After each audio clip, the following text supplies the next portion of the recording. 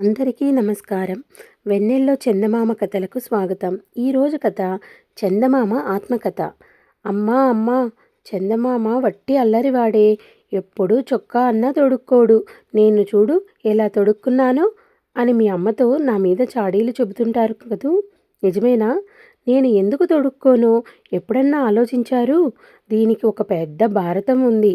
మా అమ్మ మొన్నటిదాకా చెబుతూ ఉండేది. నేను పుట్టగానే ఆకాశమంతా వెలుతురుతో నిండిపోయిందట. అది చూసి ఆశ్చర్యపోయి గ్రహాలు వచ్చాయి, చుక్కలు వచ్చాయి. నన్ను అంతా చక్కని తండ్రి అంటే చక్కని తండ్రి అన్నారు. మంచి రోజు చూసి అశ్విని నాకు చక్కని ఉయ్యాల తెచ్చింది. భరణి అందులో ముత్యాలు వేలాడగట్టింది. కృత్తిక, రోహిణి, అనురాధ, రేవతి దానికి రంగురంగుల మబ్బు తెరలు కట్టారు.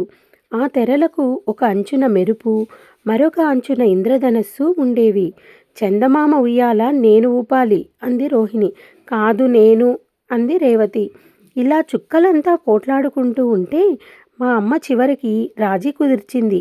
దాని ప్రకారం వంతుల చొప్పున ఒక్కొక్కరే వచ్చి జోలపాడుతూ ఉయ్యాల తొట్టిని ఊపుతూ ఉండేవారు. ఒక రోజున చలిగాలి బయలుదేరిపోతూ నేను నిద్రపోతూ ఉంటే వచ్చి సూదులతో గుచ్చినట్టు గుచ్చింది. మీకు అలాంటి మనుషులు తగిలారో లేదో, వాళ్ళకి చిన్నపిల్లల్ని ఏడిపిస్తే గాని ముద్దు రాదు.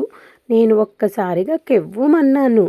మా అమ్మ గబగబా పరిగెత్తుకొచ్చి నా తండ్రిగా ఏడవకు అంటూ ఎత్తుకుంది. నా ఏడుపుకు కారణం తెలుసుకుంది. ఆ రోజునే ఆకాశంలోని అంగళ్ళన్నీ తిరగవేసి చలిదూరని చక్కని గుడ్డ తెచ్చింది. అది పెట్టి నాకు ఒక చిన్న కోటు కుట్టి తొడిగింది. ఆ కోటు మెత్తగా, హాయిగా, వెచ్చవెచ్చగా ఉంది. ఆ కోటుతోనే ఆ రాత్రి నిద్రపోయాను. ఇట్లా నిద్రపోయి లేచేటప్పటికి నా కోటు కాస్త చినిగిపోయి ఉంది. ఒక్కసారిగా బావురుమన్నాను.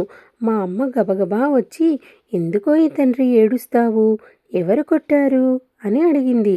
నేను జరిగింది చెప్పలేకపోయాను. ఉయ్యాల ఊపుతున్న రోహిణి వట్టి కొంటెకోనంగి. అది ఏమన్నా చేసిందేమోనని కసిరి నన్ను తన చేతుల్లోకి తీసుకున్నది. నేను ఏడుస్తూనే చినిగిపోయిన కోటు చూపించాను.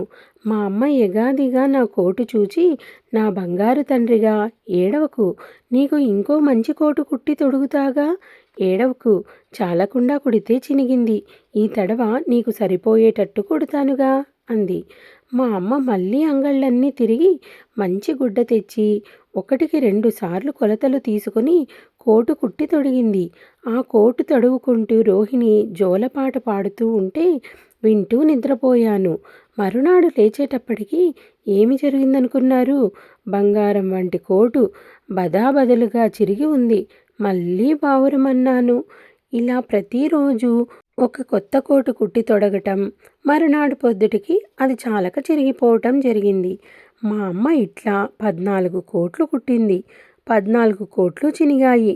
15వ కోటు అన్నిటికన్నా పెద్దది, చాలా అందంగా ఉంది. అది ఏమైందో తెలిసినా? మరునాటి పొద్దుటికి వట్టి గంగిరెద్దు బొంత అయింది. ఆ మర్నాటికి మళ్ళీ నేను చిక్కిపోయాను. ఇదంతా చూసి మా అమ్మకు విసుగెత్తింది. అప్పటి నుంచి మళ్ళీ కోటు కానీ చొక్కా కానీ కుట్టి తొడగలేదు. ఎవరన్నా నాకు సరిపోయే కోటు కుట్టిస్తే ఎంతో సంతోషిస్తాను. మీలో ఎవరు చేయగలరా పని? కథ సమాప్తం. ఈ కథ మీకు నచ్చిందనుకుంటాను. నచ్చినట్టయితే లైక్ చేసి, షేర్ చేసి మా ఛానల్ను సబ్స్క్రైబ్ చేసుకుంటారని ఆశిస్తున్నాను. Thank you.